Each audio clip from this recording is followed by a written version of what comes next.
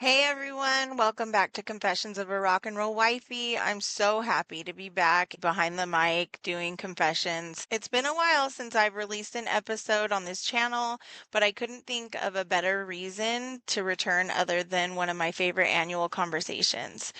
Today's episode is especially close to my heart. Every year, my friend Greg G-Dogg Keiling joins me to talk about this incredible benefit concert that he organizes at one of my old stomping grounds, Brick by Brick, San Diego, every year. It's a night where the music community comes together for something much bigger than music.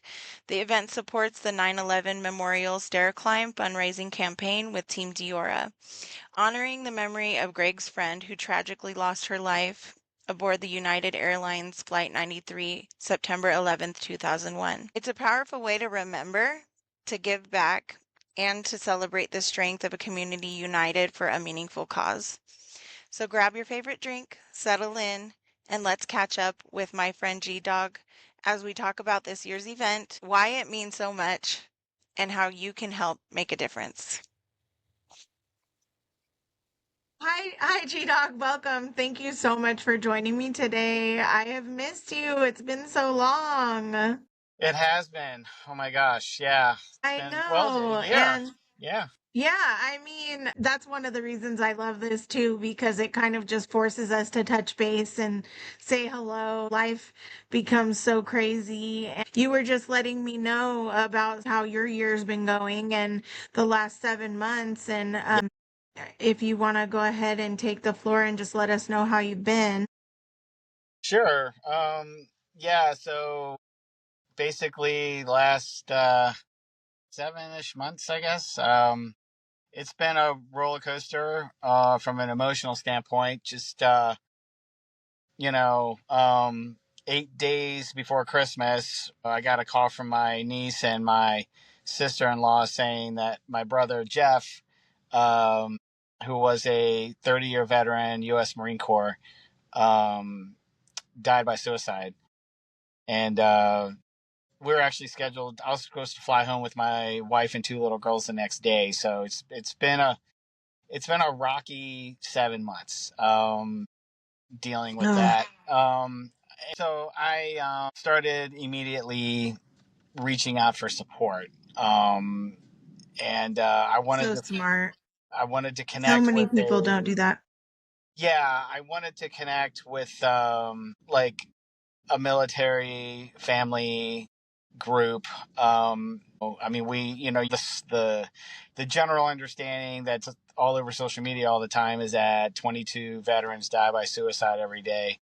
And I've done benefit shows for our military, and I come from a military family, and I've been a big advocate for our military community over the years, particularly the veterans who are struggling and ultimately taking their life. And, you know, so to go from being an advocate, and I still am, but when you're actually living it, it's a whole different experience. You're actually on the other side of it now, and you're experiencing it yourself as a sibling. And in our family, I mean, I had one sibling, and now I don't. So it's and I won't get another one. So when you lose your sibling of 51 years, it alters your life in a lot of different ways. And Absolutely. and just the wreckage that it leaves in its wake, things that people in general, in myself, like, I just, so much has happened that I just never dreamed of, thought about. And just the financial, a significantly huge setback it's put my brother's family in. There's that. And because he had a wife and two girls too. His girls are adults now, but yeah. So just trying to help them navigate that process, and just my two little girls too. Ages 6 and 4. I've got Annabelle. She's our 6-year-old. She's seeing a clinician, and a therapist about how she should be navigating her feelings. And she doesn't know, obviously, what actually happened. She just knows that her uncle got sick and he went up to the sky. That's all she knows. And I've made that clear with everyone who's been in contact with her, that like a therapist or her clinician at school, I said, that's exactly what she knows. And that's all she's going to know until I deem otherwise.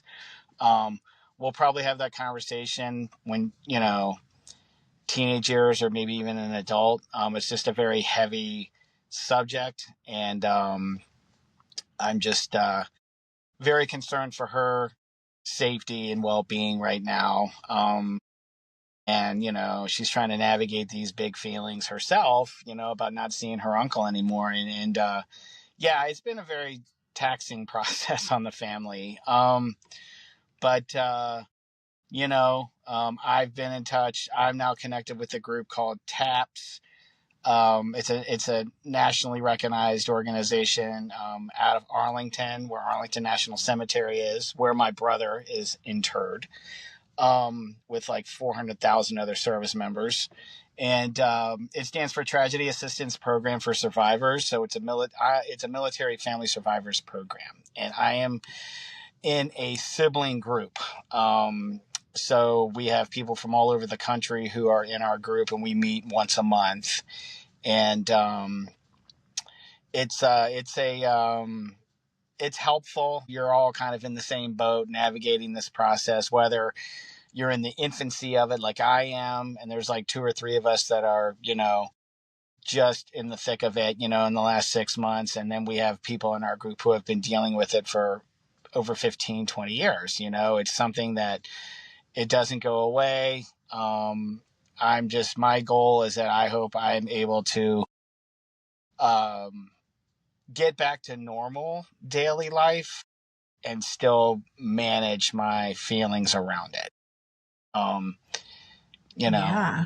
it's Yeah, you're right. Something like that never goes away, and no, it it's doesn't get easy. It doesn't nothing because it's so tragic. I mean, a suicide is so much different than a normal, I say normal, but yeah, right, natural a death or passing whatever. or Yeah, even other tragedies, you can be like, why did this happen? But this is just, suicide just never, it's never easy to wrap your head around. I can understand the feeling of not wanting to be here, but when somebody you love does it, it's just so hard because yeah, you then start to think, what could have I done differently? How did we not see this coming? I'm sure his family, his wife and children, they probably feel that way too. But I mean, there's a lot that comes along with being a veteran, and mentally and emotionally and just in your life, you live with it every day, and so yeah, unfortunately, he relieved that for himself, but it's now passed on to his family and you guys. yeah, And I'm sure he didn't obviously think of it that way, but it's just what happens. Hmm. right, right. It's um, he never really talked much about his time in the military with me. He told me like 2 stories, and then um, one in particular that always kind of shook me was we're in the basement of his house, and this was like probably 20 odd years ago. But he had told me when they were stationed in the Philippines how he witnessed a guy who was smoking a joint on the street. He got arrested by the police, and they literally walked this guy in, to the town square and hung him in public.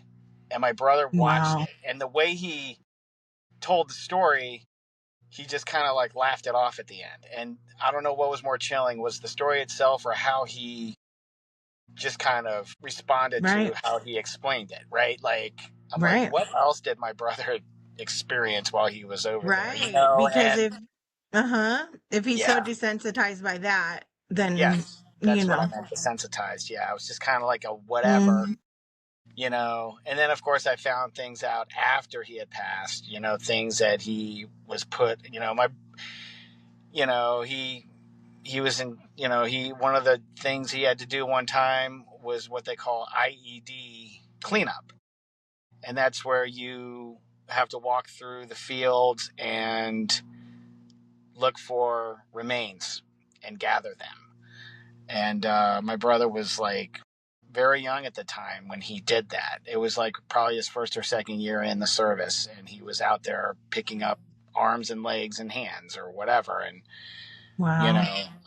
that kind of stuff. And then 8 days before he had passed, he was having a really rough time too. I don't want to go into the specifics on that, but it triggered some pretty severe stuff in him, and Mm-hmm. he left us, whatever, 8 days after that. But it's like I remember my dad telling me like the day before, like he was at my parents' house and like just having a conversation with because like my brother was at my parents' house all the time. It's a long story. Like my brother, one of his businesses was actually on their property, so he was there constantly. And he was talking to Mm. my dad, and he was telling him, like, okay, so I'll be back tomorrow.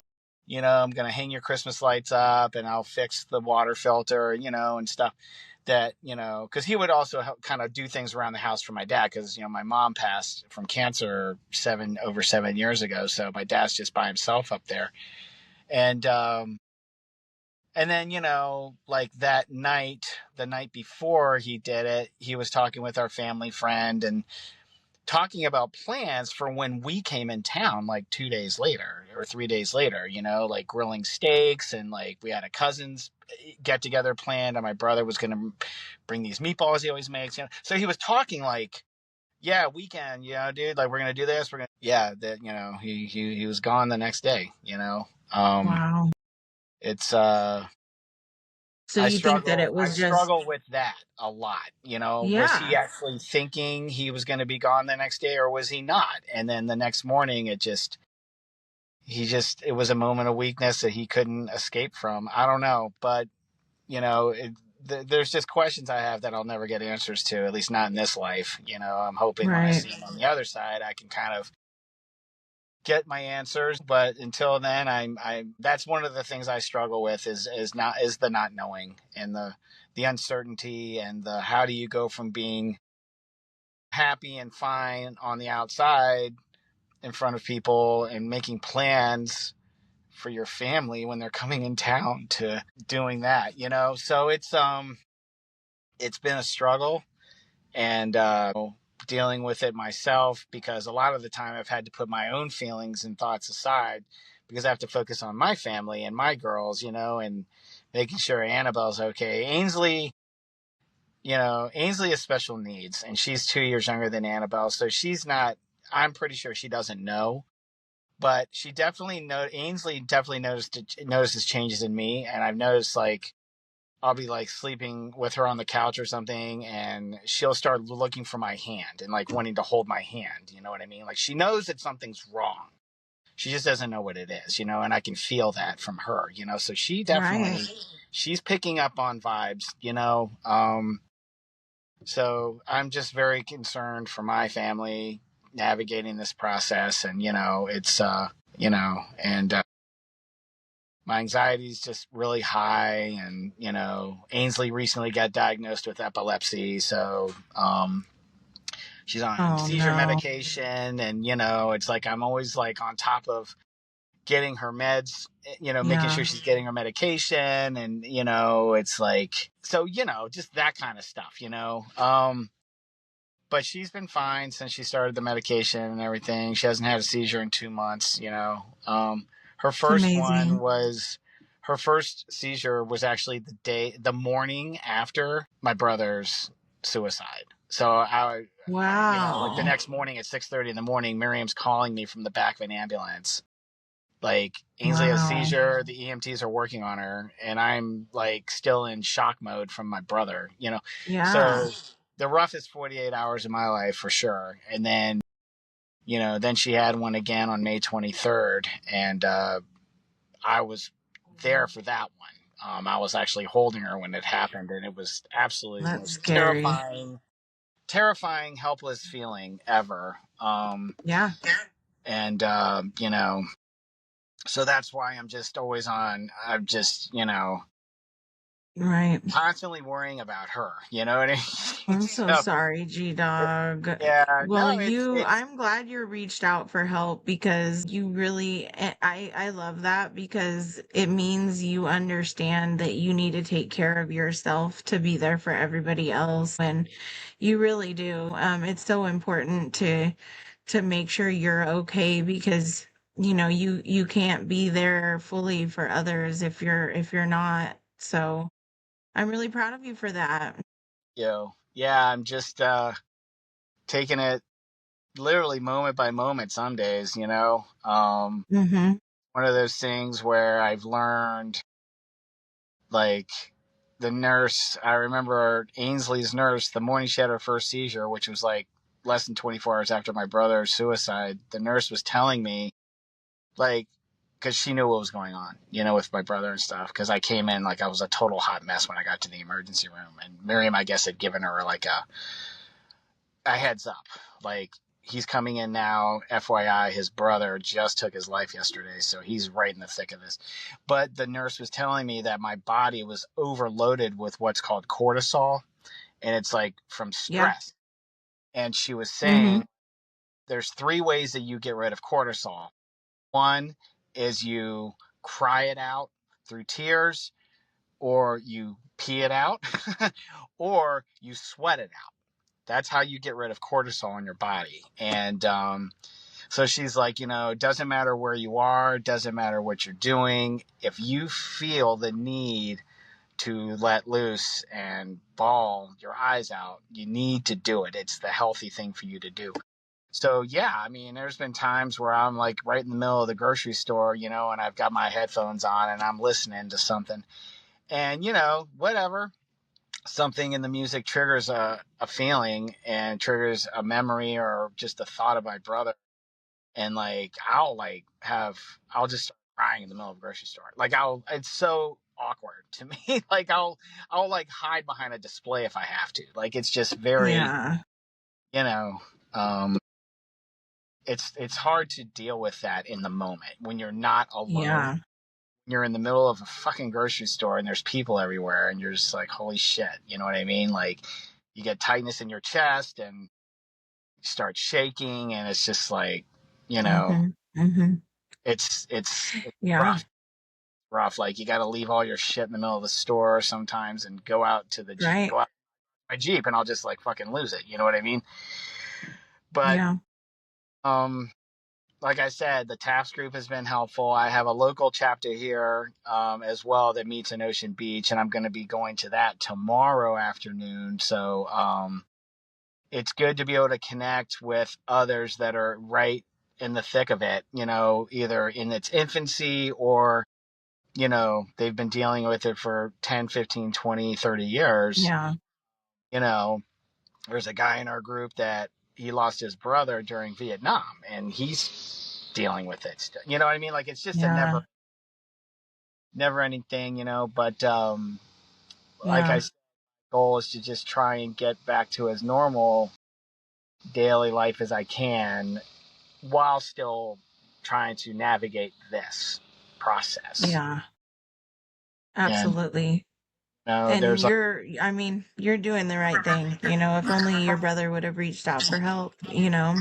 well, that's the thing that kind of was unfortunate too, is that he had, I won't give the details, but he had a pretty severe flashback, right, like about 8 days before, and he did Mm. reach out to his therapist, and he found Okay. out his therapist like couldn't help him because she had moved out of state, and there's like laws Oh. against that. Yeah, yeah, but he was getting help, you know what I mean, and he was, he was doing things to help kind of battle and manage his demons, and like, Alleviate it. Yeah. I mean, to know, in retrospect, like, you don't realize it until after it's too late, but like, it's like PTSD just eats away at you every day.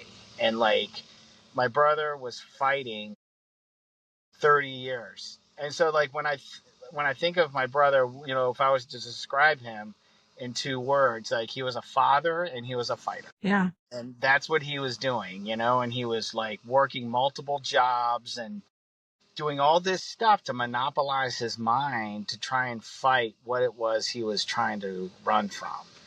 Right. And it just eventually, it just became too much for him, I guess. But, Yeah.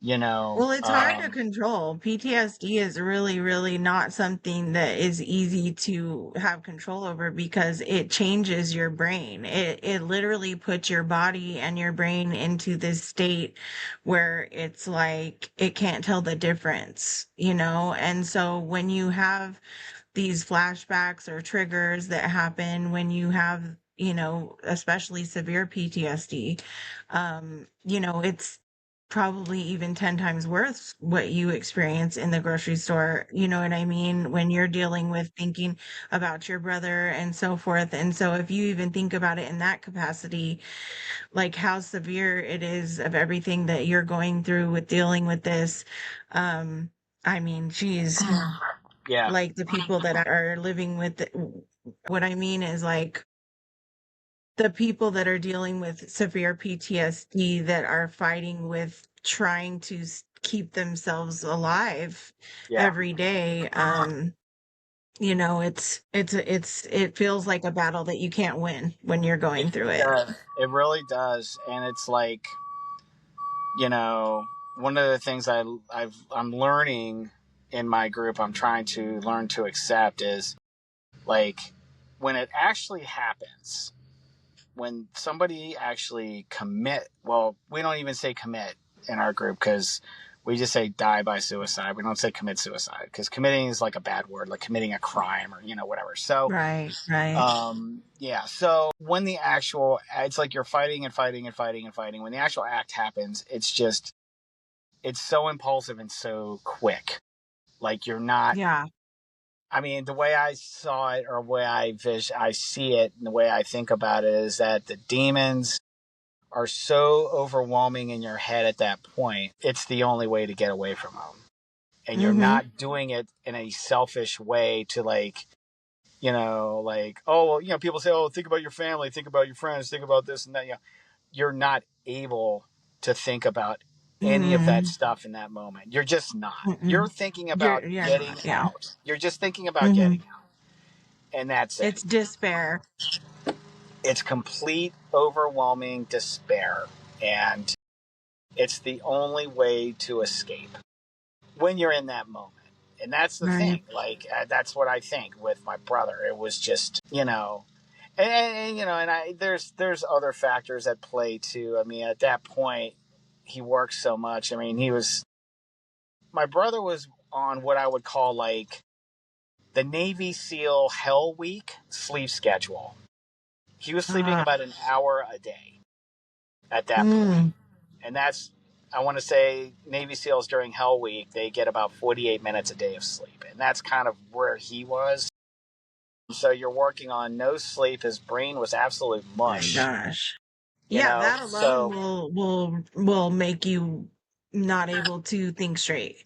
yeah, I mean, that's the thing. Like, he was, not of, and he was, and I'm not in a position or in a mental level of comfort to talk about details, but I will say No, you don't have to. he was not of sound mind when this happened. Right. He was not of Oh sound. no. And I don't You know think what I mean? anybody is when they do something like this. I want to, again, it's things that, you get these involuntary thoughts in your head. Like, I want to know what he was thinking and feeling, and that's where my head goes. But it doesn't Hmm. make a difference now. You know what I mean? Like, it's not going to bring him back. Right. But again, it's just things that I struggle with that I'll never have answers for, at least in this lifetime. So I'm just trying to get through each day, at this point, get what I need to get done at work and, take care of my family as much as I can. And, I question my ability Right. as a parent right now and as a partner. It really makes you see things differently. and experience things differently. Like you start questioning every little thing you do. At least me, not everybody, me. Like, could I have done this differently? Should I have said this? Should I have said that? And I'm talking about like when I'm talking with Miriam or talking with the girls or, doing stuff with them. Like I'm constantly questioning things now. It's, Right. questioning Well, you and it all become comes down to questioning my ability. Am I being right. the best parent I can be right now? And I don't think I am. I mean, it's because of what I'm dealing with. It's a Yeah. severe disruption in your life, and yet life And continues to yeah, go you're hyper on. You know what aware I of mean? it. You're uh-huh. Like the girls still need their breakfast, and Ainsley still needs this, and I mean, it's like, yeah, I mean, and the world just keeps turning, and everybody keeps going on. You know what I mean? Like life doesn't stop. And it's hard to keep up with everything when you're dealing with this. It's very mentally tolling. I mean, like I said, I've got the TAPS group, and I mean, I had to see a psychiatrist. I'm on anti-anxiety and depression medication now. Like all this crazy shit that I never thought I would ever have to experience, and here it is. You know what I mean? And I don't know, but it's I'm I'd say given the circumstances, I'm doing the best that I can, and uh, I just keep focusing on the future and Yeah. do it. I want to give my girls the best life they can have. I want their lives to be so much better than mine. That's my goal.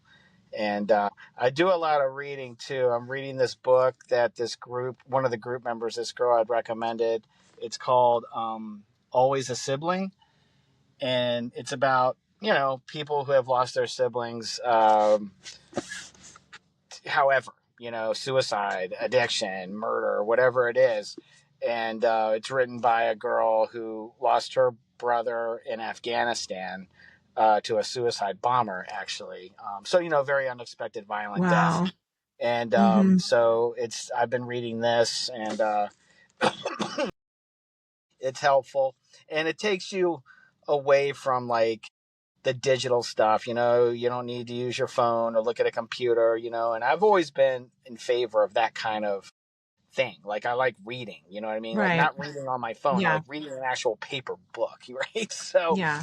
it's like you're Right. looking at a fucking computer all day long at work, and whatever, meetings, and you know, then you got the social media stuff, whatever. I mean, everybody does it for the most part, but it's nice to not have to rely on that all the time, and like be able to just dive into a book and get lost in that. And I do Right. a lot of mindfulness, like meditation, deep breathing Love exercises where that. you just, yeah, you just Mhm. kind of like, block everything out of your head and just focus on your breathing. And I'll like put on my headphones and like put on one of those apps, where it's like a thunderstorm or something, and like that's usually what I Mhm. do. And like I'll go up to like the meditation gardens in Encinitas and just find a little private spot up there at the gardens and just kind of sit there and just focus on breathing and Yeah. yeah, head to toe kind of stuff. Yeah. Well, It's you're doing very what you need to helpful. do. You're doing Yeah, everything right, and it's still so fresh. So just try to remember that I don't know your brother, but I'm sure he wouldn't want this to be your burden to carry for the rest of your life, even though it's going to. And I think that the mindfulness every yeah, day with taking care of your daughters and thinking about how every little thing affects how you move forward, right. um, and how it affects what happens, because it's true, one little thing can affect someone's life forever. Yeah, And just focusing on being present, that's huge. So yeah, I think that's great. 100%. Hmm. I appreciate it. I'm doing everything I can to kind of just push forward. And, Yeah. the And community think, has been super mhm. supportive, and my friends. And, we did a benefit show actually in April in Jeff's memory, and Yeah, I saw had a that. good turnout, and the Godhammered guys made these really special shirts with like Aw. Jeff and like a couple other service members' names on the back, and it was Oh, just, that's yeah, it awesome. was really special. I mean, the community here has just been the experience on that end has been very uplifting, and it's just Right. they are Of I course. mean, they are my extended family, and I'm Right. just so Yeah, that's grateful for that, and You've you always know been so supportive of everybody. So, it's you nice know, to be able to yeah. lean on people, and know you're not going to be judged or looked at weird or whatever. I mean, it's been everyone's been super understanding, and I'm just so grateful for that, and that, I would say is a good window into, or a good lead into what's going on tomorrow, which is my annual Yes. benefit.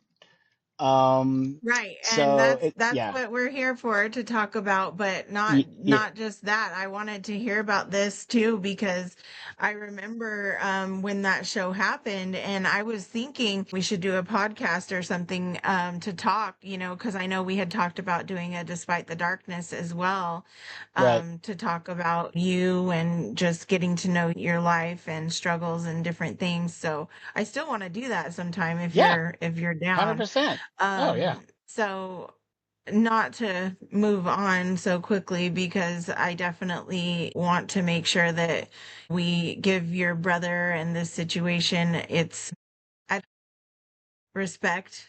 I appreciate you opening up and sharing all that with me, because I'm sure it's hard to talk about. It is hard to talk about, Um but it helps mhm. me to talk about It it, helps too. and Yeah, that's good. talking with like someone you trust, is always good, Yeah. kind of like what I was saying about the just, my friends out here. It's the same with you, Ria. Like it's just it's a safe space, and it's a safe, Yeah. non-judgmental environment that you provide here to Thank be you. able to disclose information like that, Yeah. um, and Well, I hope that you being know that said, you can it's call me anytime if you ever yeah, need to talk. no, I appreciate it, and it's that's the thing. As hard as it is to talk about, when you have a safe environment to talk about it in, it does provide comfort, you know, Yeah. versus like, like in a regular therapy group or with a Right. therapist, like I'm not gonna do it. And it's nothing against that person. It's just, You I don't feel have trouble comfortable. talking to people I really don't know about Hmm. certain things, it's and I would think that would kind of carry over to most people, you know what I mean? Like there should, when you're talking about certain things, like there should be a certain degree of trust there between the people, right? You're Yeah. not just going to start talking to some stranger, but Right. although it happens obviously, but um yeah, so just having my little network of support has been very helpful, and you know and the girls too, like Miriam and Annabelle and Ainsley, little Ainsley even too, man. She'll out of Yeah. nowhere she'll walk up, and little Ainsley will just look at me and say, "Daddy, are you okay?" Like she knows, Aw. man. She She's a gets it. little empath. She is, Little man. She indigo baby. she knows, Hmm. man. She can see if I'm kind of off or whatever. But yeah, we'll like you said, I mean, we'll prevail through this, and Yeah, I think so um too. we'll be back in Christmas Yeah. to visit my dad and my brother's family, and we'll my brother and his daughter, one of his daughters, every year we would do the Wreaths Across America at Arlington, and you're talking about putting out there, it's like, I don't know, a couple thousand people show up for it every year and put wreaths Wow. out, and And what it's is like, that? Wreaths? like Christmas wreath. It's a organization around the country called Wreaths Okay. Across America, and people Uh-huh. come out to all the national military cemeteries and put wreaths out at each headstone. Oh.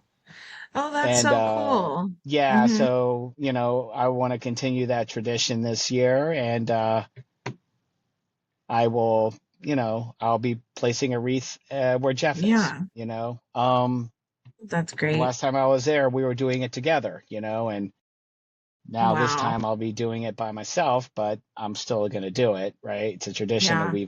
we've done for years. So, and it's pretty comforting, My brother is like about a 2-minute walk from where our grandparents are at in the cemetery. So Wow. he's close to them, which was comforting. Like I Right. know, we had his interment and ceremony there in February, and after we were like, while we were there or whatever, like we put his ashes in the wall, and as we were getting ready to leave, I stepped out onto the street and I looked and I was like, wait a minute, this is section 64. And that's where my grandparents are at. And I walked right to him. I Wow. was like, So oh it my wasn't God. intentional. No, no, it was like, oh my God. Like Wow. I was like, okay, so I was like, you guys are eternal neighbors now, Yeah. which is cool. He's not on the other Wow. side of the cemetery or whatever. He's right there pretty damn close to her. And it's actually cool because there's connections there for me personally. Like, also in that right like about 100 yards from them is the 9/11 Pentagon memorial in the cemetery for everybody who was killed at the Pentagon, and the Pentagon is just to the left of that area of the cemetery. Like you can see the Pentagon from there. It's like right there. Wow. Wow. Yeah. So there, it's a very, Arlington has become obviously a very special place to me now because that's where Jeff Yeah. is. But Mm-hmm. we had decided as a family, that's where we wanted him to be because we know that he'll be taken care of forever Mm-hmm. there, Right. when Right. when we've all transitioned to the next world. Like we all know, me and my brother, or me, my dad, and his wife, we all know that he'll be taken care of for eternity. Yeah. So we're really That's so happy about that. amazing. Yeah, that's where Mm-hmm. he belongs, So so.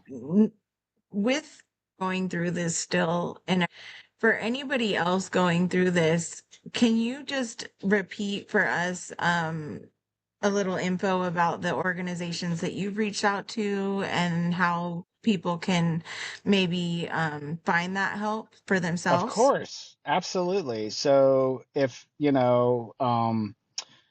the group that I am connected with is called Tragedy Assistance Program for Survivors, or TAPS for short. Okay. It's a military family survivors program, and they have all different kinds of groups for Oops. families. Yeah, Okay. TAPS. And in my case, I'm in what's called the sibling group. In my group, everybody who's a participant has lost a sibling to who was active duty or a veteran, depending on their situation. In my case, Jeff was a veteran. Um, so it's for people who have lost their siblings who are active duty or veterans to suicide. And actually, it goes beyond that. We've got people in our group who like lost their sibling to homicide or addiction. There's just different, I guess, ways that their siblings passed. And but yeah, we're all connected in that way, and it's a very healthy, very safe environment. For confidentiality reasons, I can't give any names or details, but there was an incident Right. where 8 service members were killed, and the brother of one of those members killed is in our group now. So we're giving him support, and Mm-hmm. I've reached out to him. So it's like Yeah. through these tragic events, you develop these connections with some really amazing people, and I'm no Right. stranger to that.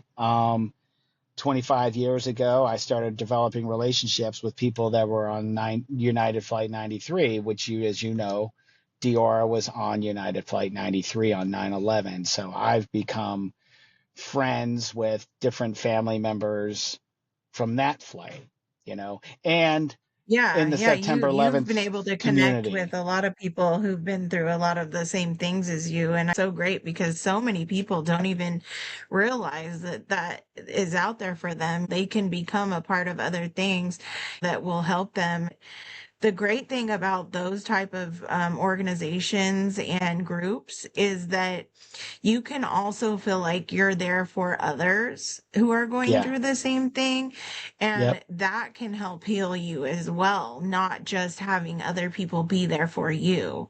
You know, they Yes. say a huge part of healing is being in service to others. And um, I think that's amazing. You're almost then forced to kind of give the advice that you almost should be taking yourself, you know, when you're helping other people. Right. Yeah. Yeah. It's a great, it's a great community. We can all lean on one another. It's very safe, and everyone's just very welcoming. And you can come, and if you aren't ready to talk, you just want to kind of check it out and listen, totally cool. I mean, there's people that have been Hmm. there for years that don't say anything. They just come because Right. it's they want to be there. It You helps know, them. Yeah. they may, we all learn from one another, on how to deal with certain feelings and things, and um, give each other suggestions. Like the book I'm reading, I learned about that from one of the girls in our Hmm. group, and Hmm. I'm so grateful. Like, it's been very helpful Yeah. You to be learn able tools to do to that. cope. Yeah. Yeah, it's like Yeah. another tool in your It's bag, wonderful. to be able to rely on as you're Hmm. navigating this process. And Yeah.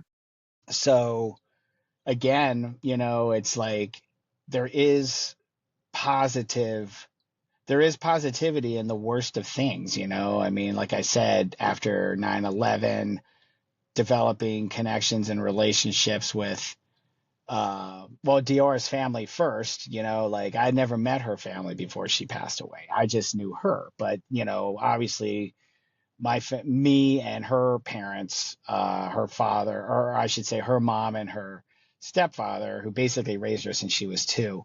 I'm very, very tight with them, and her sister as well, and Right. her best friend Allie and I have become very, very close over the years too. So you meet some incredible people through the process, and Hmm. that you otherwise, in all likelihood, never would have connected with. So that's kind of what I try to remember, is like, and the good times I have with them and the memories I've created with them. That's the cool thing about memories, is that you can make more of them, right?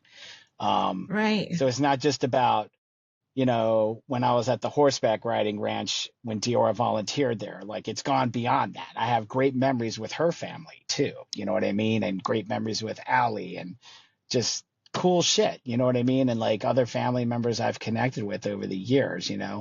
Um, Yeah. I always strive to find the positive in things. It's just, you know, it's a healthy thing to do, is always look for the good in things. And it's kind of like the benefit shows I've done over the years. The reason we do them is for obviously something that happened that was very tragic and devastating, on a personal and national level, but also it brings together amazing people, and you get to hear these incredible bands, and to me, it speaks beyond their music. Like, they're doing this because they want to do it. They want to do it because they want to make a difference and support the families, Right. whether it's for Flight 93 or if it's for firefighter aid, or, whatever the case may be. They're doing this because they're good people. And that's what it comes Right. down to for me. It's their talent in that moment. It doesn't matter to me how good or how mediocre they may be. Of course, they're all like fucking amazing, right? But it's like the talent, their character supersedes the talent for me at those shows, because they're up there doing this Right. willingly at no cost. It's their time and energy and effort that they're Right. putting into That they're this, and donating. they're getting Hmm. back nothing. They're doing it because they're good people. That's why I love doing this. That's why I Right. love doing this. It speaks volumes about the community out here. And Yes. And for anybody who's watching, just to go ahead and just give you a little context, G-Dogg, he organizes and throws a annual benefit show at Brick by Brick San Diego. It's all to raise money for the annual 9/11 stair climb that he does. To It's a fundraising effort where we come together every year to talk about this, and he always has great local bands, great shows. Brick by Brick has been amazing. And another thing that we will talk about soon is Brick by Brick is actually going to be closing soon as well. So there's that. We got to see maybe what you're going to do next year or what your plan is. Do you plan on yeah, continuing to do this after this one, or what do I you think? still, I mean, I still want to, and I can't really speak to the future of Brick, obviously. I mean, it's like they're saying on social media, Brick is located on Buenos Avenue here in Bay Park, and it's the show, their final show is called Bye Bye Buenos. So to me, I take that as it's not the end of Maybe Brick. they're moving? They could, Okay. I am, again, I'm just not trying to say what's going to happen. This is just my hope and my thought process is that Brick will reopen elsewhere, somewhere at some Yes. point in Well, the don't future. okay, That's what so I would yeah, like to because see. and the Brick owners are is, still Nick Hippa and Jordan, right? Nick and as far Jordan. as I know, Okay, so yeah. So weren't they also throwing like brick by brick sponsored shows at other venues too? Because I I feel think, like yeah, Darren played yeah, one I at, feel like was it the Soda Bar or something? Soda Bar. I think they've done it. I think a time or two at Casbah. I mean, yeah. So they do some other sponsored shows elsewhere too, as far Mm-hmm. as I remember. But yeah, Brick is, home away from home. I mean, I've been doing benefit shows there since December 8th of 2007, and Yeah. the Yeah. Brick I've been going there family is, since I was a little before oh, 21, oh when I yeah, could still sneak in there, and I'm 46 now. So yeah, yeah, it's. it's been there since like the mid 90s, and like Jordan and those Hmm. guys took it over, I want to say in like 12 years ago. I've And for been those going of there you since that I don't moved know, here, oh, sorry. 90s. No, no, I was just saying, yeah, like I've been going there since like I moved here in like 97, so it's almost 30 years. Yeah, I mean, The current owners, for those of you who don't know, Jordan and Nick, they were in As I Lay Dying. I don't know if that's even a band still after all that stuff. I think yeah, they did kind of play still for a little while. But anyways, so we just had the anniversary of the passing of Ozzy, and I know we talked about that last year. right. And that probably came and went without you even noticing because you've been so wrapped up in Well, everything going on in life, right? well, the anniversary, no, no, I remember Annabelle too.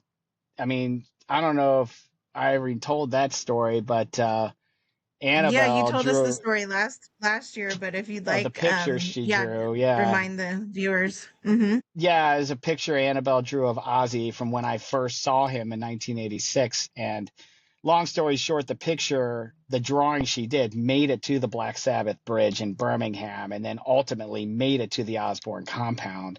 And, I was put into, or I'd reached out to a councilwoman named Sharon Thompson, who's a counselor in Birmingham. And, I still have it. She wrote Annabelle a thank you letter for the picture on her letterhead, thanking her on behalf of the Osborne family and the city of Birmingham. And So cool. I spoke with Sharon on the anniversary this year, last month. And Did she was, you? yeah, yeah. I reached out just to say hi, and she asked how's Annabelle, and I said, yeah, and Oh we caught my up a little gosh, bit, I love that. and she had told us last year, uh, you know, because I told her, I said, I want to bring Annabelle to the bridge and get a picture of her holding the photo of Ozzy. Like, but I want to do it when Hmm. she's an adult. Like, I want years to go by and we're going to take a trip together and I want to do that. But Sharon had said last year, and she reminded me again this year, she said, if you guys ever get out here, we'll take care of you, kind of thing. So, um, yeah, very, very, yeah. I mean, the vibe I get from Birmingham, it just seems like a great place. So, so yeah, to answer your question, yeah, I mean, I definitely felt Ozzy's passing again on his anniversary this year, and did the whole, like millions of people did, played Ozzy all day, and um, shed tears, and I Mm-hmm. mean, I mean, I've been listening to him since the later years of Sabbath when I was a kid. I want to say it was like, Yeah. God, what was it? Sabotage or Technical Ecstasy. It was one of those records. It was like 76, 77, somewhere in there. I actually started Wow. hearing them, and then of Mm-hmm. course, I remember as I was 10, he, broke off on his own or whatever and released Blizzard of Oz, and the rest is history. But Yeah. um, to this day, my favorite metal album of all time is Diary of a Madman. Like that is an absolute gem. That is the one record I have where I literally love every single song. And I think it's the only album or the only record I own out of the thousands of records I own where I love every single song the same. Like that is the Mm-hmm. gem metal record for me is Diary of a Madman. Um, but yeah, and then of course 3 months later, October of last year, Ace Frehley passed, and Ace is, from my favorite band, and there he is right there, and so, that's the thing.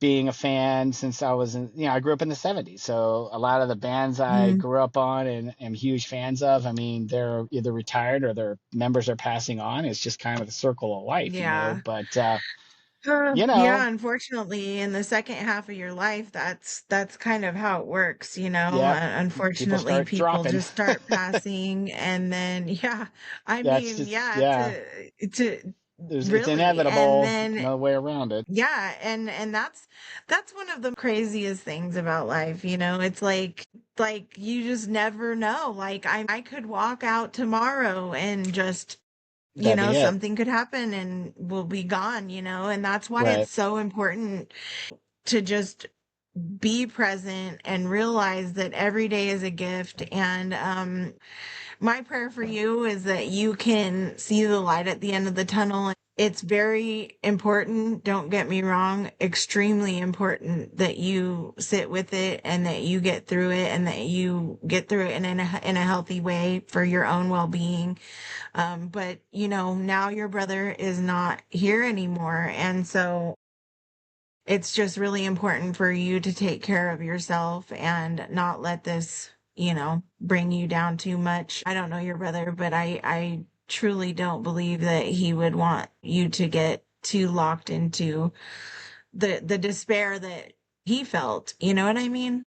Yeah, no.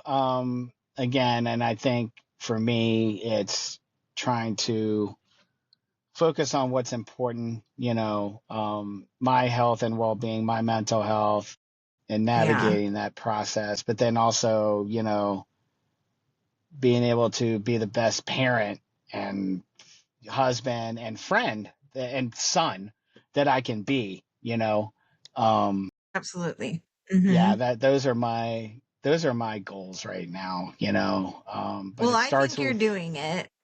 thank you. It starts with You're me. welcome.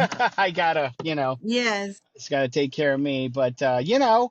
um, and one of the things I think that is helpful, especially in times like this, is having those loving unconditional resources to lean on. For me, that's music for sure, 100%. Yes. I love jumping in my Jeep and driving and just blasting shit, and it's just a great escape. And Hmm. being able to live in San Diego and Yeah. just have Be so great many and being great grateful. things. Yeah, Yeah. and be grateful. Um, like you said, I mean, every day is a gift, and that's kind of what I try to remember. I mean, of course, every day is a Hmm. struggle. um, the reality is it could be worse. Um, Right. there are people out there And it that is for a lot of people. It it is. is. And, People are there are not knowing people when they're who going to can't eat even, again or whatever. And, mm-hmm, it's, I think of that kind of stuff often, man, everybody has their, when it comes down to like, you start having a pity party or whatever, it's like, bottom line, everybody has their shit. And like, some people have a lot of shit, some people have a little shit, whatever. It could always be worse, I guess right. is my point, and it's like, Yeah. when I think that, it's like, yeah, fucking suck it up, dude. Like, life is not fucking fair. Shit happens. You've got a family to take care of, and try and focus on all the good there is that you have in your life. Right. That's what you need to do. And that's what I try to do. Right. But it's And like we said before, PTSD comes in all forms. It's a spectrum. I mean, somebody can, I mean, because what happens, and I know you know this, but what happens with PTSD is an event happens to make you feel something so deeply, whether it's fear, whether it's, hatred, whether it's sadness, and it's so severe, and you feel so sad, you feel so hurt, so angry, so traumatized that you just fall back into that automatically sometimes without being able to control it right. because your body doesn't know the difference, so when you have those moments where you're sad, it'll take over. And Yeah. so, no matter how mindful you are, no matter how much you realize things are good, when those moments happen, it's like a switch. And so you feeling so sad over your brother and, all that happening and having to wrap your head around it. And then the stuff with your daughter the next day, you know, um, Yeah. I wouldn't doubt it if that's what happens, when you're in the grocery store and those moments happen or something, Oh, yeah. is that, Yeah. you just can't, you just have to feel it through and wait it out kind of, and just Yeah. Yeah. And hold that's, on tight. yeah, no, and that's what I do. I Yeah. don't like to, it's, those moments can definitely be scary too, but at the same time, I know consciously I can't just like shut it off and like push it in the corner or something. Like if I'm feeling it and I need to like just deal with it in the moment and Yeah. and just tell myself it will pass. You know what I It's the mean? only way through it. This too Mm-hmm. shall pass. And it will. And sometimes it's quick and sometimes it sets you back. So um Yep. it's just it's just the consequence of what associated with what happened. Yeah. And Yeah. I And just it's deal with it the best I unfortunately can. just a part of the human condition. Yeah. Um, so Yeah. now we have this event with your brother, and then, you know, you have to start planning for this show. So how was that transition of being like, okay, now I have to focus on this? Mhm. I mean, was it something that took you out of that and kind of helped, or was it It's something that was hard to do because you had so much? yeah, no, honestly, this kind of stuff is a good distraction for me, putting together a show. Um, it's a Yeah, good way for me to, and it's not necessarily even a distraction. It's like because the feelings and the thoughts are always there, whatever it is. You know what I right. mean? Like for example, like the show tomorrow. Like this is, I mean, we're in August now. Like my anxiety historically is always ramped up in the month before the anniversary, right? Like it's like in 5 weeks or whatever it is now, or 4 weeks. But when I'm planning a show, it's kind of a distraction, but it's also a great way for me to deal with that anxiety, because I keep telling myself this is a good thing that I'm doing. Like I'm putting Yeah, together a show with some amazing people to raise funding and awareness for our firefighter community, and yeah. I'm doing it all in Diora's memory. Like it's Hmm. all good, like all good check boxes there, and it Right. makes me happy to know that that is what is coming from it. So it motivates me actually to like do it. You know what I mean? And really sink my teeth Right. into it and like, um, Put you your know, like, energy towards that. yeah, you know, and like as it gets close, like, you know, like I was on the phone with Jordan off and on this week, you know, about it and stuff. And like, he's really excited about it, you know, and it's cool to see people get excited about the show. You know, like I saw Dustin from Slave I Remain, which is one of the bands playing tomorrow night, and like he's so excited. Like you know, like to see his energy about this is like it was just very um gratifying for me. Like it just to see Yeah. bands get so excited, you know, like to do this and like genuinely excited. Like they weren't doing it, they weren't acting like this for my benefit. I mean, it's like this is something they're really stoked about. And Yeah. you know, we're, you know, doing raffles and bands are like, yeah, we're gonna do like merch bundles and you know, just make it a very That's interactive so great. thing and yeah, Ways to raise the more money. That's wonderful. So if yeah, you go to the show tomorrow, bring some cash. yeah, bring Bring yeah, some well cash for the good stuff. we'll be doing raffles through the night. That it's still all in process. We're all starting kind of figuring out like so like I'll say the kind of give you guys a run of the show real quick. So the doors are at 7 p.m. At Brick by Brick. It's $10 at the door. Um, the money is going to be benefiting my team, which is Team Diora, for the 9/11 stair climb. And what we're doing is raising money for firefighter aid. So that's where the money's Hmm. going from the show. And so again, $10 at the door. The bands that are playing, so 7:30 p.m. Rio will be starting off the show at 7:30, followed by a band called Thronefall, which is really cool because the two of the guys in the band used to be in a band here in San Diego called Comfort and Rage, and they played Okay. my 9/11 benefit many times back in the day. And it's been like Hmm. over a decade since they've played it. So they're Wow. coming back though as a new band called Thronefall. So this is their debut at the benefit show. And then the third band is a very incredible band called Enola Revan, which features Jay Yeah. and So Ryan, this is which a were, whole comeback show for because Jay Nadeau was from back in the day too, and yeah, seeing him come back into the scene, that's pretty cool. and it's incredible. Um, They are amazing. Oh my God. Yeah. Like, yeah, they were in the Battle of the Bands for the Wacken correct. Yeah. contest, right? Yeah.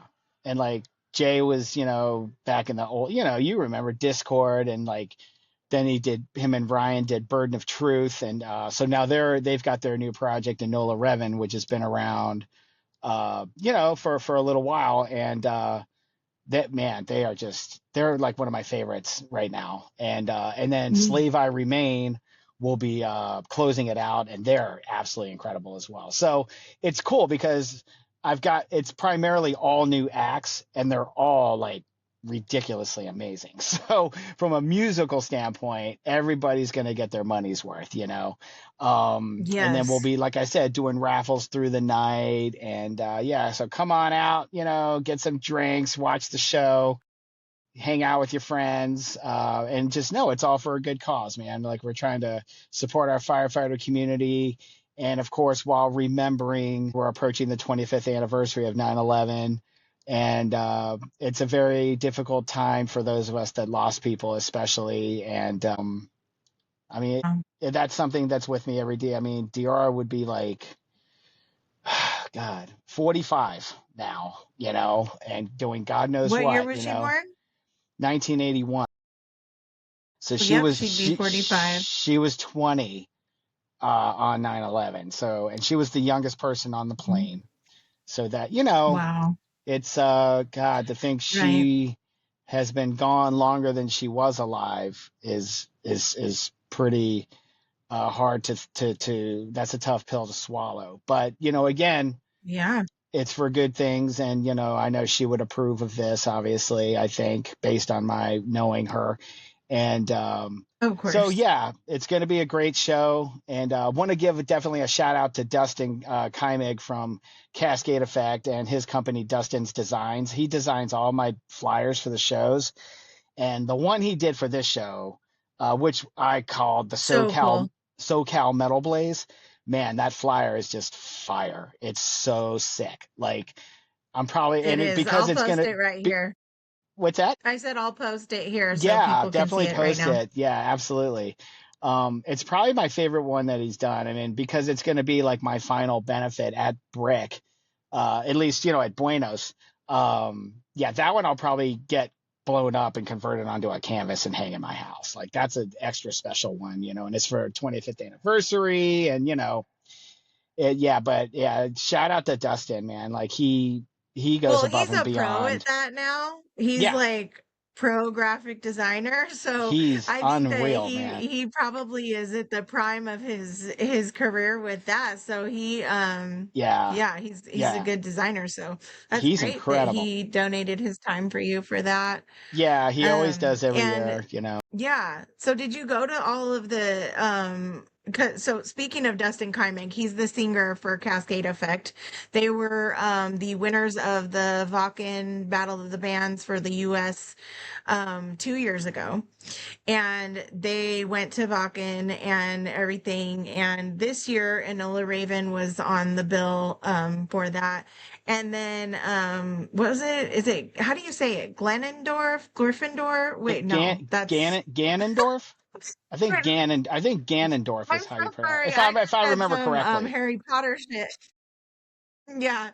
Okay, Ganondorf. Yeah, so they have like the costumes and everything, and I'm a big Sleep Token fan, so I love that Okay. kind of thing. Yeah. But it's all about the music. And But I so should they won, say, but oh, Enola Raven went far, didn't they? Or is so it Revan? Enola Revan? yeah, so that's what I was gonna say. It's Enola Revan. So what you do is you take their name, Revan. Enola Revan, and spell it backwards, and it spells never alone. So Oh, it's isn't that cool? that's what their name stands. Okay. That's their name spelled backwards, and it's kind of like remembering who the ones we've lost that are above us. They're we're never alone, and that's what Jay had Wow. told me, and I I was like like, that. man, that's incredible. So yeah, Enola Yeah, Revan it is is. their name, and but yeah, good God, man. I mean, I could go on for days Well, about how much I love he's a them. phenomenal guitar player, Yes. so I know there's that, and even back in the day, he had his guitar player with Discord Yep. who was his best friend Yep. and gave him a lot of tips and as well. I saw a little bit of the video of him playing the Vakken Battle of the Bands and how he went out into the middle and played his guitar, and it really just looked so effortless, and I just love seeing him like that, because Yeah. he's just grown up so much. He's like a Yeah. man now and a dad, and like it's just great to see. I spoke with him a little last year after our friend Darren passed away, Hmm. because I came to San Diego for his memorial as well, and he was the bass player for Discord, if anybody doesn't know him. But um, it's cool to see Jay back in the scene. But the Canadian winners of the Vakken Battle of the Bands this year are actually a band that the bass player used to be in a band called The Catalyst, and Hmm. he was a friend of mine, and so I bought like some of their merch to help them go and everything, and they just went and competed representing Canada, so that's Oh pretty wow. cool. Now I know two people, or well, I know the whole band of Cascade, obviously, Yeah. but Of course. two bands that were friends that went to Vakken, and I'm like, that is so cool. It's pretty amazing. Yeah, Yeah. it is. We're Um, connected with some pretty amazing people, that's for sure. yes. I Yeah. mean, the metal community is so big, yet so small. You're right. It's funny. It is. Um, Yeah, but I mean, it's been nice to see everything, that's going on. It's crazy how it's the end of an era with brick by brick and this but hopefully your show will continue next year as well, and you'll just Yeah, keep it going. that's the plan. Even if you have to find another venue, but that's exciting. I wish I was there so I could come. Yeah, it would be good to have you guys. But I appreciate doing this with you every year, Ria. It's like you understand the importance of it and the importance of it to me specifically, and Huh? just the impact that I get or I experience from just the show and the community coming out and providing the support, and again, Brick has just been, I mean, they're family. That is a family right Right. there. They treated me as family from day one, and I the same to them. It's a home away from home, and Mm-hmm. when the doors finally close next week, it's gonna be tough. But I'm hopeful Right. that it's not the end of Brick, and I'll just leave it at that. Yeah. So Yeah, well, that'd be cool if they opened it up somewhere else, or if they, found another spot, or even if there's just another venue with all people involved, even if it's called by another name or sure, something like that, who knows? yep, yep, But I'm sure the San Diego metal scene will survive and will continue. It's going pretty strong right now. I to bring this up. So there was just this whole drama. I got to talk about the tea a little bit. Um, with this the Provoked, the singer of the Provoked. It's funny because I remember back when Cascade Effect was in the Vakken Battle of Bands, the same person was kind of antagonizing them, and now he has started this whole drama. It seems to be dying down now. I think that the San Diego music scene got their blood with that one. But like to see how everybody just rallied around the bands that were being, talked about, that was kind of cool. Although it was like, whoa, holy moly, like this guy came with like some pebbles, and they came with some with some boulders, boulders, yeah, and yeah, kind of blew him out of the water. So like, they keep everybody out there, they watch out for their people, and if there's a bad apple, it's gonna be something dealt people are with. gonna talk about and notice, It's going to be dealt with. um Yeah. yeah. Yeah, I mean, what's your take on all that? Well, it's kind of like it makes me think of like we did a pod when you were here, and we did a podcast at my Hmm. old place, and Sean was there from Cascade, and Kevin from Godhammered was there, and Sean had described me as like the angel of the scene. Like I'm non-confrontational. I just like to get along with everybody, kind of You like don't get involved in dramas, people's yeah, drama. I You kind of love try to stay everybody. away from that, and Hmm. um I'm kind of like what is it? Switzerland. Like I'm neutral whatever, but cuz yeah, I mean I'm not dumb. I mean, yes, there's always been drama in the scene, here and there or whatever. But as In far as every what scene. Yeah. yeah, in every scene. Yeah. I mean, Just it's just people. it's part of the Yeah. human condition, whatever. But Yep.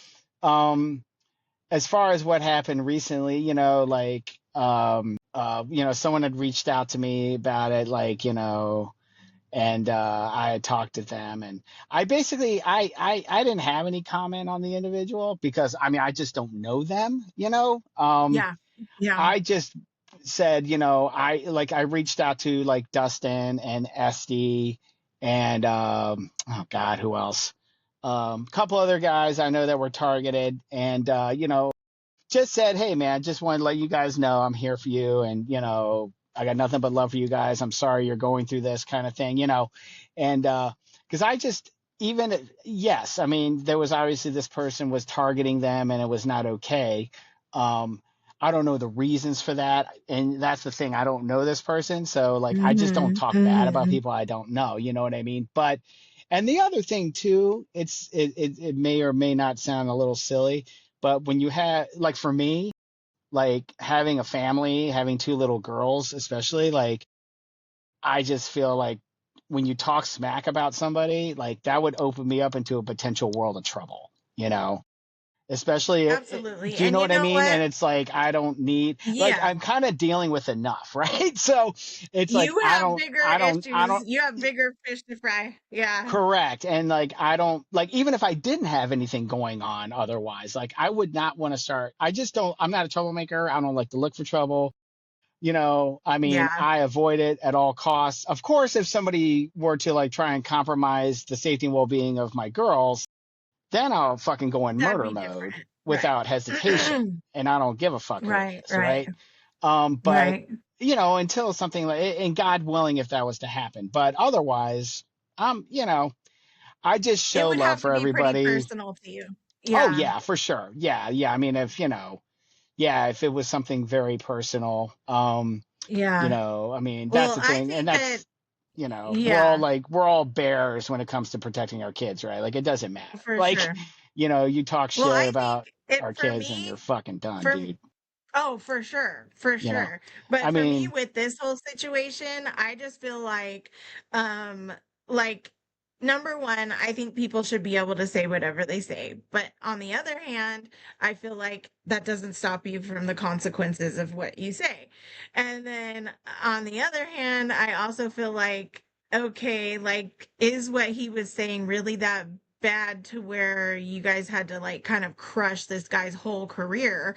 But then on the other hand, it's like, okay, well, he got the reaction, maybe not that he wanted, but he got a reaction. And I think that it just came down to jealousy and then him just wanting attention. Because this guy, from what I've seen, just from knowing people and hearing about things and everything, it sounds like he just likes to have that attention, and I think that he thought that that's all it was going to be, but he sure didn't. I mean, just to give people context for really quick, this person was the singer for a metal band in San Diego. He started bashing on other metal bands for their success, as well as other people who were just trying to do positive things in the community. And then the whole community pretty much turned on him. There were people campaigning and sending out things to put out about him. But then there was also all kinds of like crazy things coming out in the meantime about this person. And so, yeah, he got kicked out of his band, two bands. And he now who we haven't it's been crickets from this person. So but it's just a example of how the metal community in San Diego like really bands together to like stand up for each other and stick for each other. Anyway, moving on. So just to go ahead and just talk a little bit more about the show. So today is the 7th of August.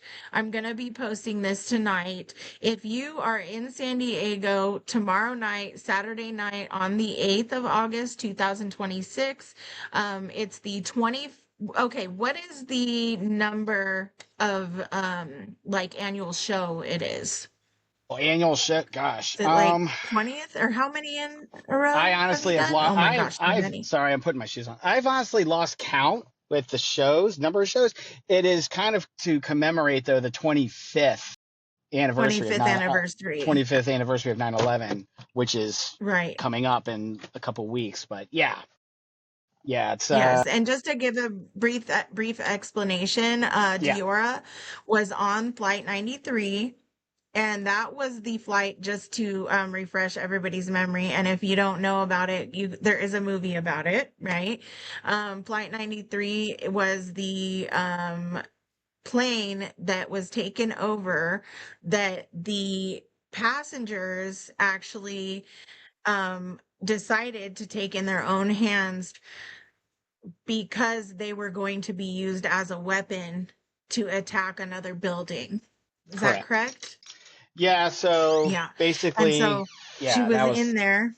yeah, she was one Hmm. of the passengers on the flight, and through phone calls after the plane was hijacked. Um, Passengers and crew members got information about what was going on in New York at the World Trade Center and then at the Pentagon. So they basically kind of came to the conclusion that their plane too was going to be used as a weapon to destroy a building and kill as many people as possible. So they had rallied together and ultimately fought back against the hijackers and broke into the cockpit in the final moments, and then in an attempt to regain control of the plane. And the plane ultimately ended up crashing in a field in Shanksville, Pennsylvania, and everybody Right. was killed on board, but saved an untold amount of lives at the U.S. Capitol. Yeah. I mean, the courage that had to take. And for those of you who have the time or are interested, G-Dogg and I did a podcast last year. There's a few that we have done. I think this is like the fifth one, maybe over the last like 6 years. I think we missed 1 year. And he tells the whole story on the last year's podcast. I Mm-hmm. will go ahead and post the link to that as well for you guys, but it's on this channel, Confessions of a Rock and Roll Wifey, for last year as well. It's a fascinating story. It's absolutely gut-wrenching, and to those who have family that went through it, it's a everyday struggle, every year struggle, annually on the anniversary, it's always a struggle. And G-Dogg experiences that every year. And this show that he throws, this benefit show, is huge to the healing process for him as well as a lot of other people with the anniversary. 100%.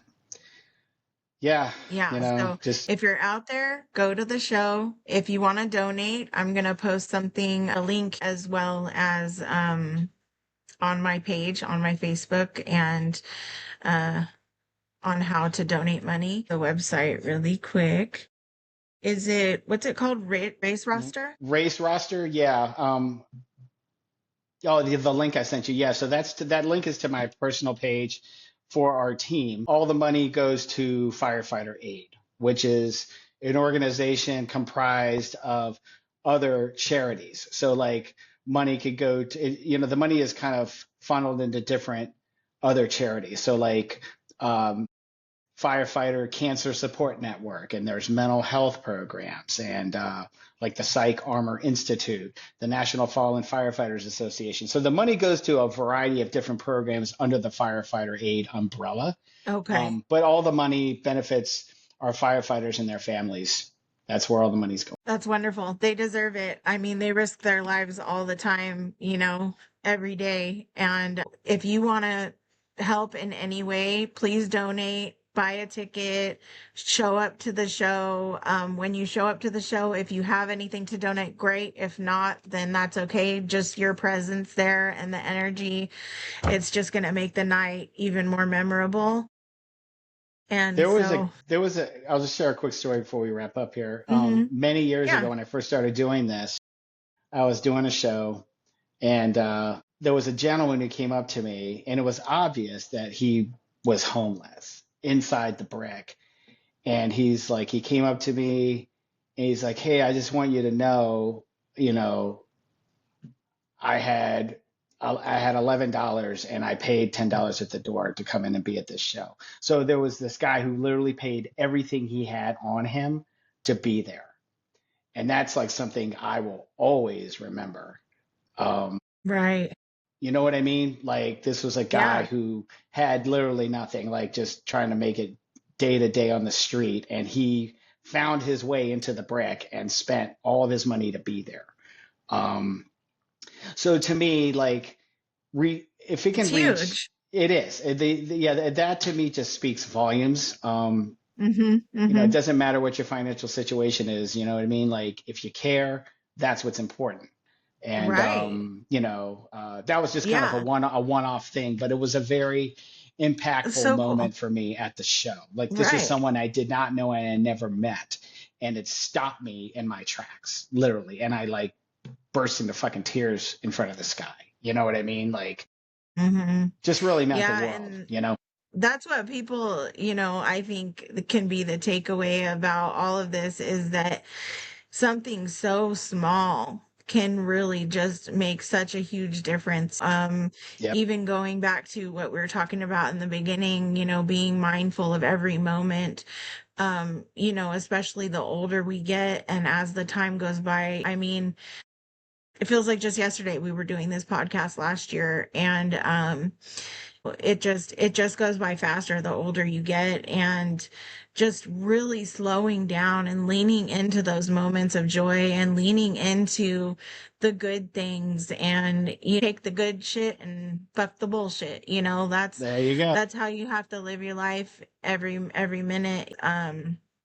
Any one of us could be gone tomorrow, and Diora's she's such a, I say she is such a lucky girl.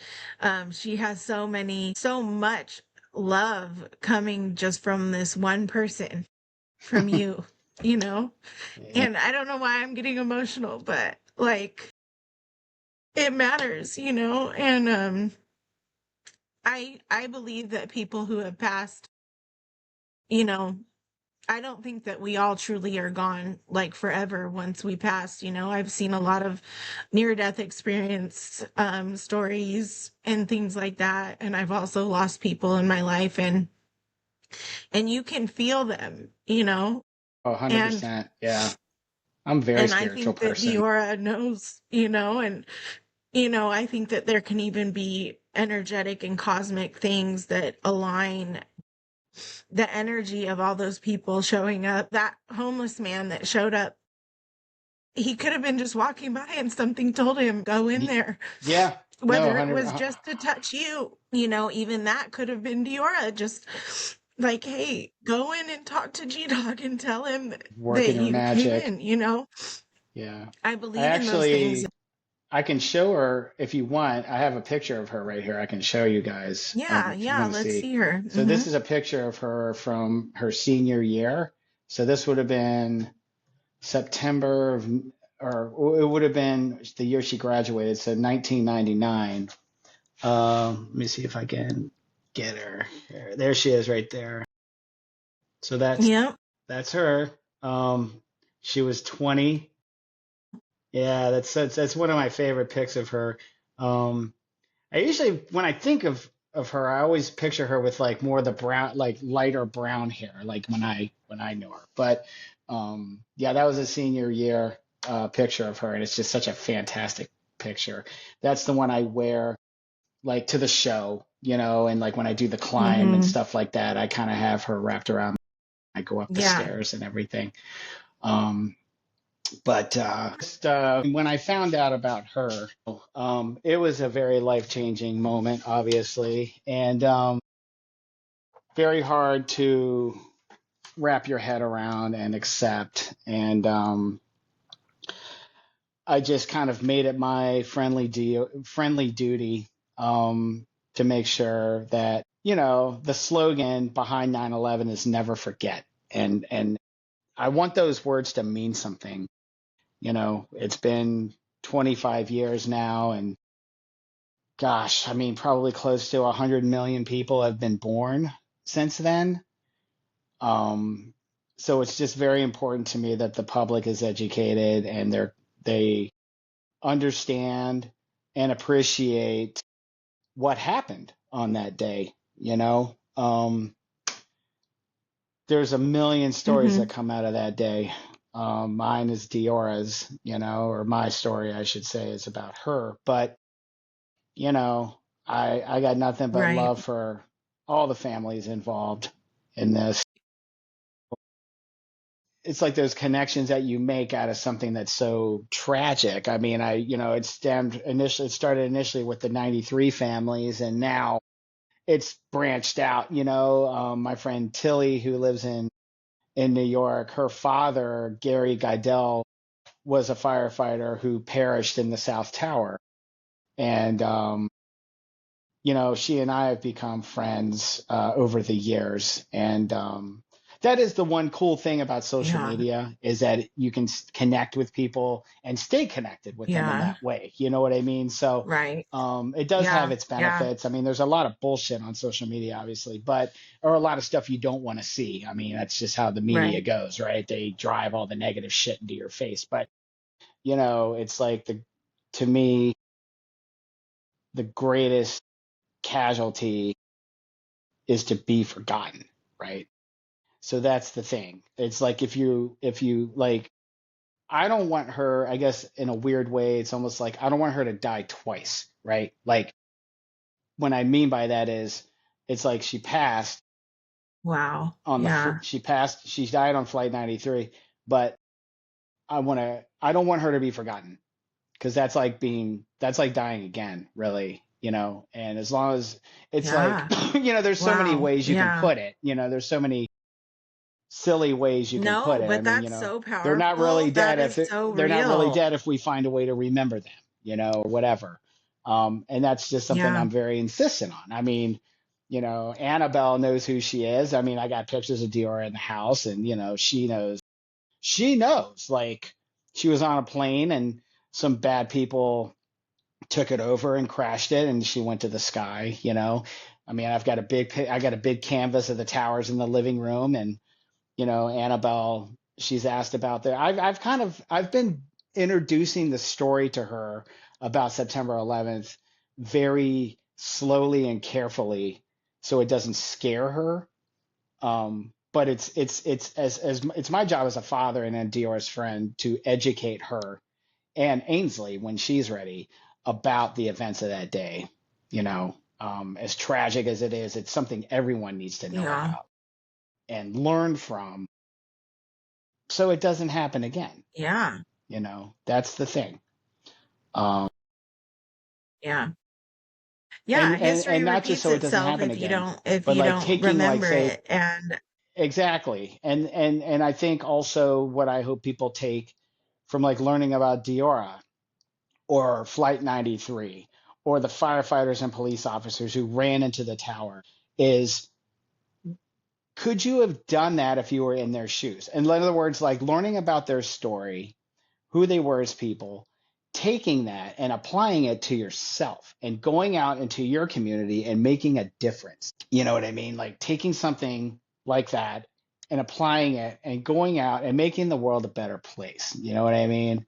Um, because I mean, in the face of adversity, whether you're a firefighter or you're a passenger on Diora's flight, like, you're faced with this choice, and they chose and they acted to make the world a better place in the darkest of times, and they did, you know, they saved, they died, but they saved an untold amount of people.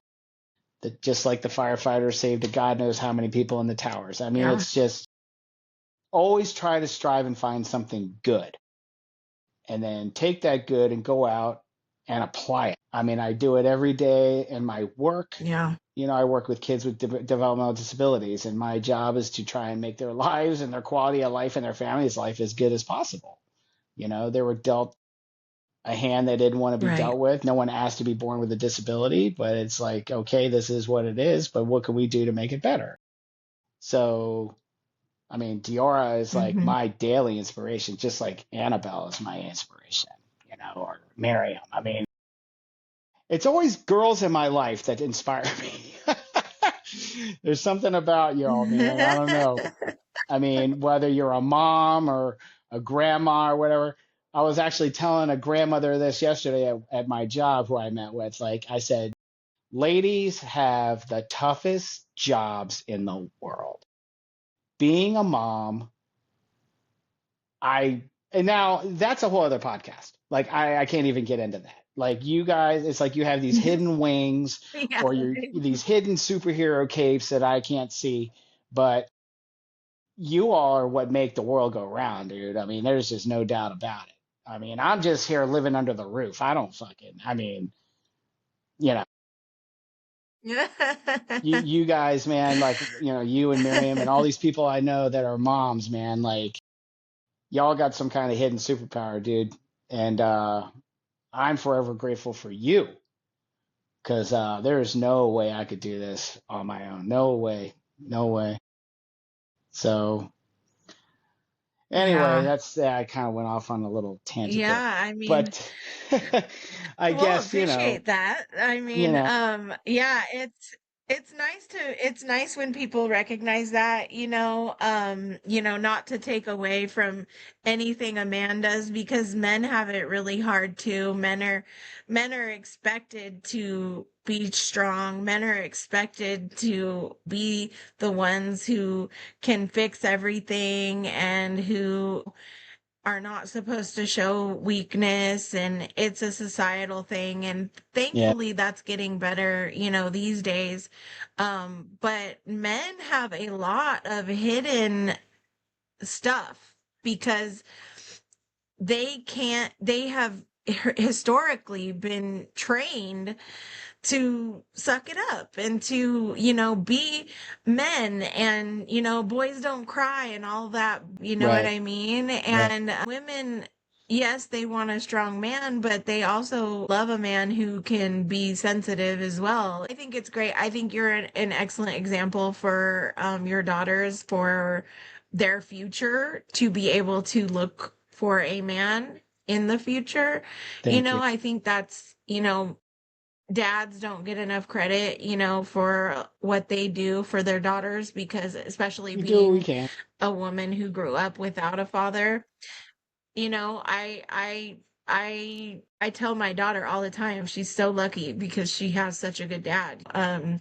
And she's not turning out anything like how I was when I was her age, and that's a good thing. And she's got all the good parts too, that Yeah, are like me, you know what I mean? And sure. so, my hat's off to all you men who do the right thing as well. There's shitty women, there's shitty men, there's Yeah, shitty humans out there. true. I think, so You're right. anybody who is just doing their best to help the little humans become better humans, and Yeah, that's great. And yeah. us being older now, I think that we're starting to realize, our time is not running out, but uh it's important, like I was saying before, lean into the good things and be Yeah. mindful and be present. And with that being said, um go to the show, please. It's going to be one of the last ones at this Brick by Brick venue. There's so many memories and so many amazing things that happen there. And this, I believe, is going to be one of the big ones because it's going to be one of the last ones. And I think you're going to have a great turnout. It's yeah, And I hope if you so. weren't sure what you're going to do tomorrow night, please go to Brick. There you go. I hope to see all of you there. Stop me. I'll be walking around with the raffle bucket and I'll have the firefighter A jacket Yes, on. So if you yeah, feel motivated to say something to G-Dogg, come say hi. then say it. Yeah, yeah, come bug me. Mm-hmm. Seriously. Yes, it starts at 7. Doors at 7. Yeah, first band Rio goes on at 7:30. So yeah, $10 at the door. Love to see you. Take the time if you can to honor this legendary venue, as well as all of the people from Flight 90 and the 9/11 stair climb. If you're watching right now, thank you so much for watching and for listening. If you're listening, G-Dogg, is there anything else that you would like to say? I know that we could go on forever, and there's way more to this story. We did go into that in other podcasts. So again, if you're watching and you would like to hear more, go listen to the past podcasts and you'll be able to get a little bit more insight on the background behind the show as well as what happened on that day. Yeah, yeah. Well, I just if yeah, to everyone who's watching or listening, I just hope that if you remember, if you were around, if you were alive on September 11th, just take some time on that day and do what you can to better your life, better your family's life, better the life of your community. Let's do what we can to make the world a better place on a day that's really hard to have to deal with. Um, make it a day of service. I think that's a great way to honor Diora, to honor everyone who was lost that day, is to just go and do something good, be it for yourself or for those you love or for your community. Um, let's make this anniversary a great day for those of us that are here, and for those of us who were not around, or if you were not around when 9/11 happened, take some time and learn about what happened. Christina Hansen was 2 years old, and she was on United 175, which crashed into the South Tower. I mean, these are all people just like all of us, and it's important that we learn about them and remember them to ensure their families that they will not be forgotten. And that's what's most important to me, is that there is actual meaning, honest meaning behind the term "never forget," because that is what's most important, is that we never find someone who was lost, look up their name, read about this person. Like, these were all everyday people just like us. They were either going to work, or they were getting on a flight to go on a vacation or visit family or whatever it was they were doing. And their lives got cut abruptly short in the most tragic way possible.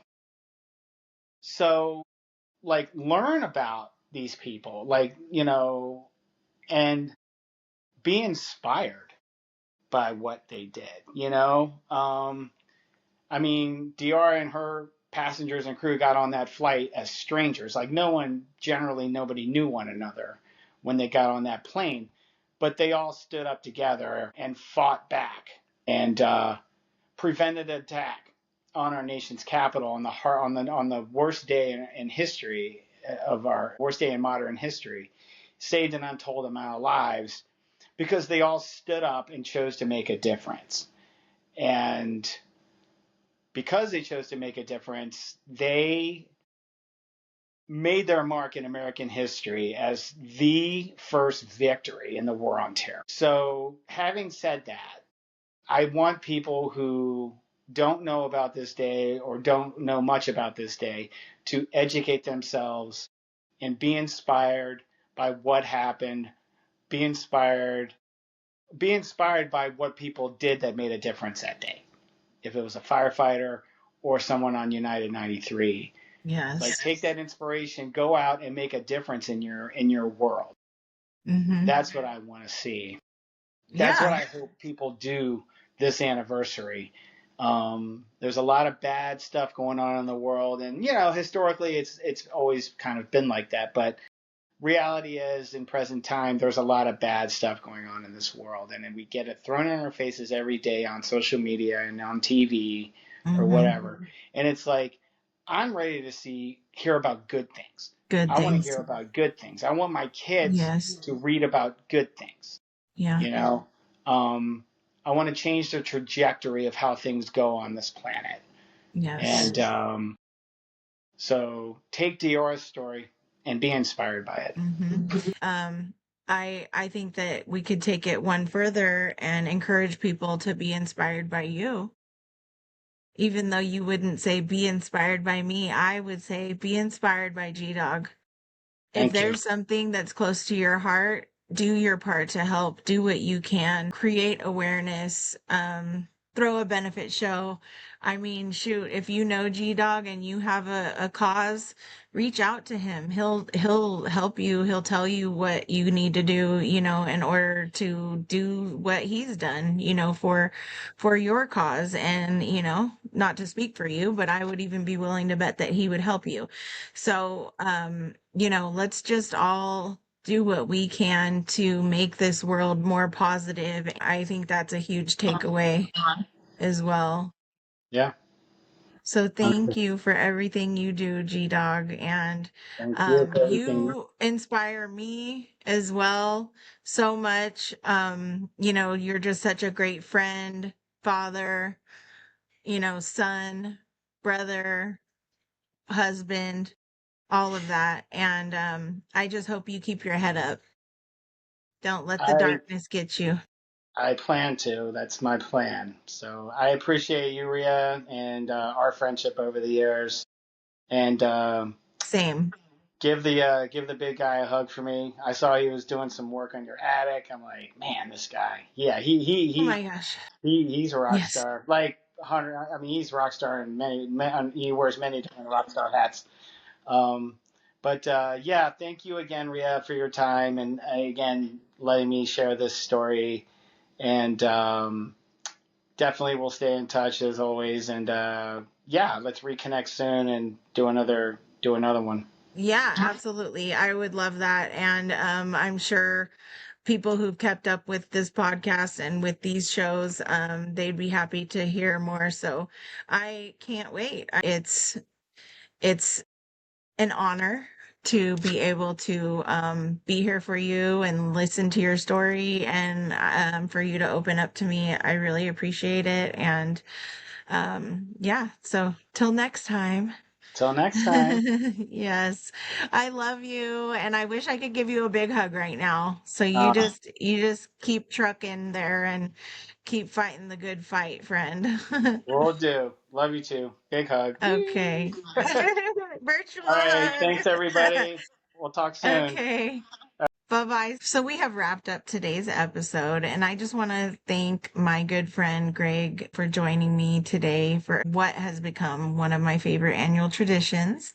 Whether it's supporting local bands, preserving the venues that help shape us, or raising money for an important cause, this community has always had a huge heart.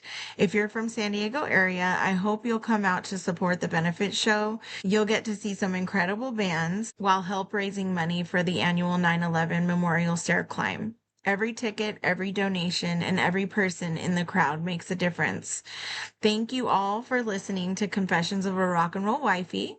If you enjoyed this episode, please share it with your fellow music lovers and be sure to follow the show so you don't miss any future conversations celebrating people, the music, and the stories that keep rock and metal alive.